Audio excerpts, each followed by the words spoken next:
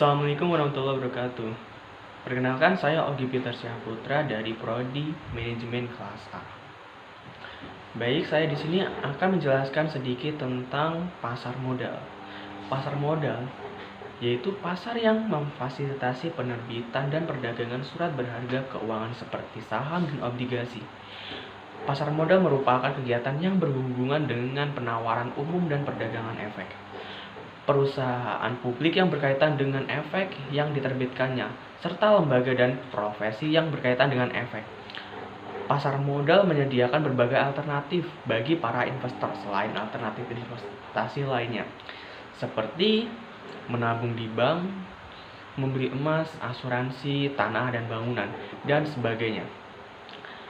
Pasar modal bertindak sebagai penghubung antara para investor dengan perusahaan ataupun institusi pemerintah melalui perdagangan instrumen, melalui jangka panjang seperti obligasi, saham, dan yang lainnya.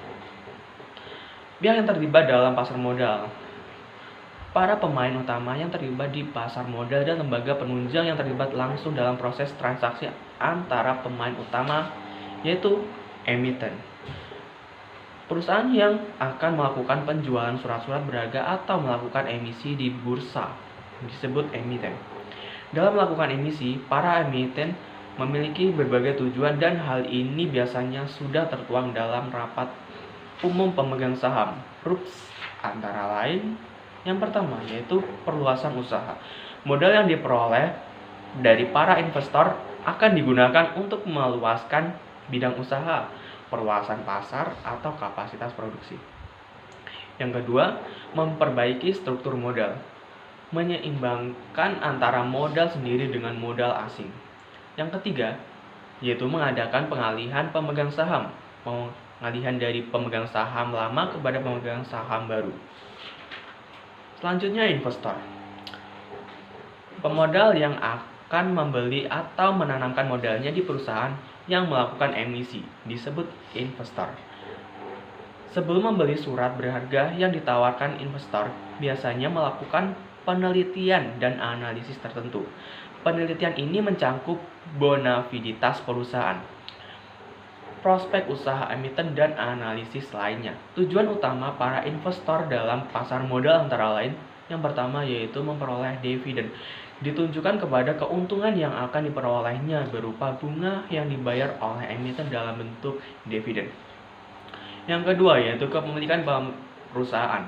Semakin banyak saham yang dimiliki, maka semakin besar pengusahaan menguasai perusahaan.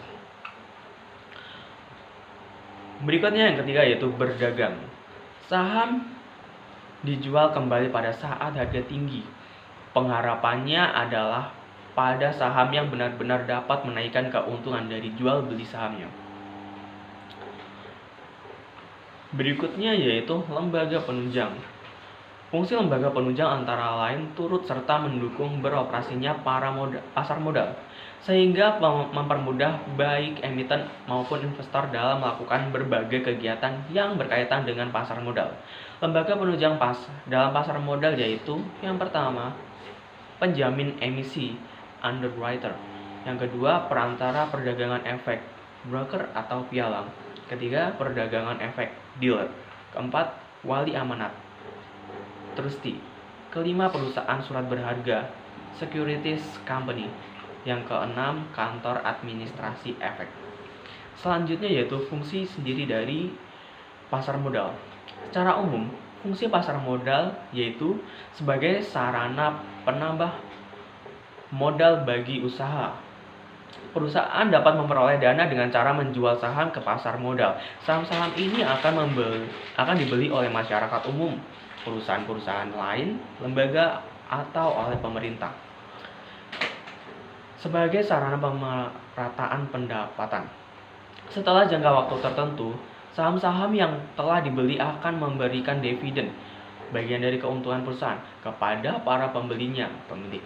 Oleh karena itu, penjualan saham melalui pasar modal dapat dianggap sebagai sarana pemerataan pendapatan. Selanjutnya sebagai sarana peningkatan kapasitas produksi. Dengan adanya tambahan modal yang diperoleh dari pasar modal, maka produktivitas perusahaan akan meningkat.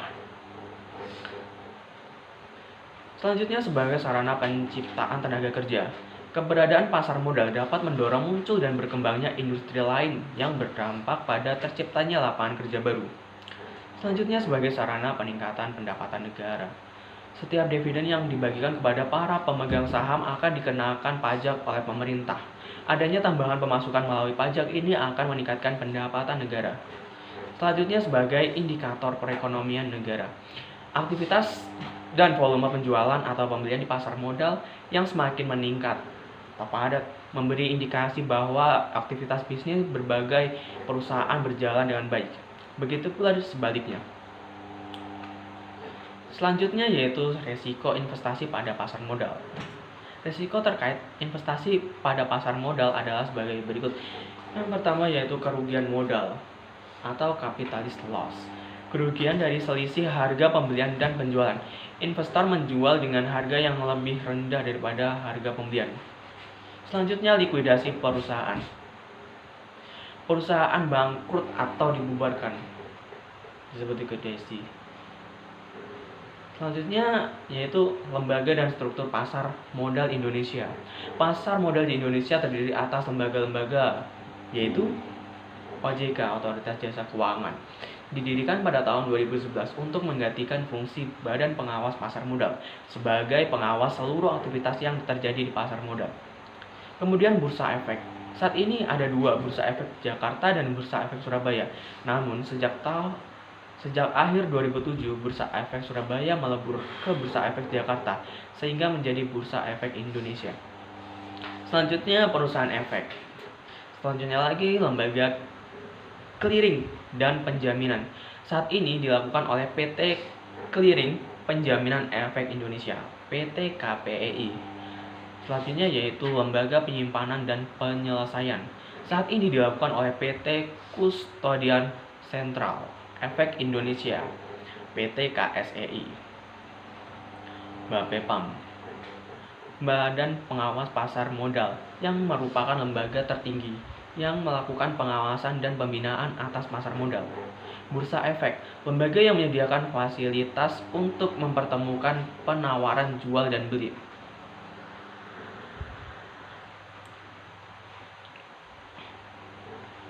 Efek antara berbagai perusahaan atau perorangan.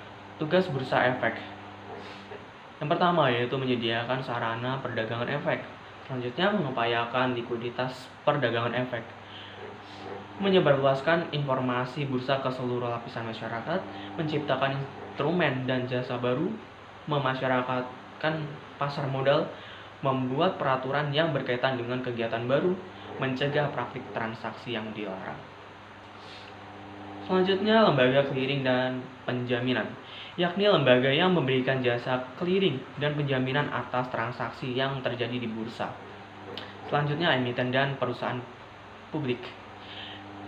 Emiten, pihak yang melakukan kegiatan penawaran umum. Perusahaan publik, perseroan yang sekurang-kurangnya memiliki 300 pemegang saham. Investor, orang yang memiliki dana lebih untuk diinvestasikan kepada pembelian saham atau obligasi. Saham yaitu surat berharga yang menunjukkan kepemilikan modal investor dalam satu perusahaan. Jenis-jenisnya yaitu saham preferen dan saham biasa. Contohnya yaitu saham unggulan blue chips. Obligasi yaitu surat berharga yang menunjukkan bahwa perusahaan yang mengeluarkan obligasi meminjam sejumlah dana kepada masyarakat dan memiliki kewajiban untuk membayar bunga secara berkala. Jenis-jenis obligasi antara lain yaitu obligasi perusahaan dan obligasi pemerintahan. Selanjutnya adalah jenis pasar dan analisa pasar. Jenis pasar perdana, primary market. Pasar perdana adalah penjualan perdana efek atau sertifikat atau penjualan yang dilakukan sesaat sebelum perdagangan di bursa atau pasar sekunder. Yang kedua, pasar sekunder, secondary market. Pasar sekunder adalah penjualan efek atau sertifikasi setelah pasar perdana berakhir. Pasar modal memiliki banyak jenis menurut fungsinya. Masing-masing jenis pasar mempunyai fungsi yang saling berkaitan antara pasar satu dengan yang lainnya, sehingga dapat menciptakan suatu kondisi pasar modal yang efisien. Analisa pasar. Analisa pasar ada dua. Yang pertama yaitu analisa fundamental. Analisa fundamental ialah analisa yang didasarkan dengan kondisi suatu perusahaan, kondisi ekonomi, dan industri terkait. Analisa fundamental pada umumnya menggunakan indikator-indikator perusahaan yang tertera melalui laporan keuangan perusahaan seperti Price to Earning Ratio, PE, ROE, Return of Equity, dan lain-lainnya. Yang kedua yaitu analisa teknikal, ialah analisa yang berdasarkan pada data-data mengenai harga historis yang terjadi pada pasar saham. Dalam penerapan analisa teknikal, prediksi untuk membeli atau menjual saham dilakukan dengan melihat grafik historis pergerakan saham. Pengguna analisa teknikal umumnya disebut dengan trader yang melakukan investasi. Selanjutnya yaitu instrumen pasar modal Indonesia. Yang pertama yaitu saham. Saham yaitu surat tanda bukti kepemilikan atas aset perusahaan, dan ini merupakan jenis sekuritas yang paling populer di pasar modal. Kedua, obligasi. Obligasi adalah sertifikat kontrak antara investor dan perusahaan yang menyatakan bahwa investor sebagai pemegang obligasi dan meminjam sejumlah uang pada emiten. Yang ketiga yaitu reksadana. Reksadana adalah sertifikat yang menjelaskan pemiliknya menitipkan sejumlah dana pada perusahaan reksadana untuk dikelola manajer profesional. Yang keempat, instrumen derivatif. Instrumen ini merupakan sekuritas turunan dari sekuritas lain. Terdapat beberapa jenis instrumen derivatif diantaranya yaitu opsi, future, warrant, dan right issue. Sekian penjelasan dari saya. Apabila ada salah kata, saya mohon maaf. Saya akhiri. Wassalamualaikum warahmatullahi wabarakatuh.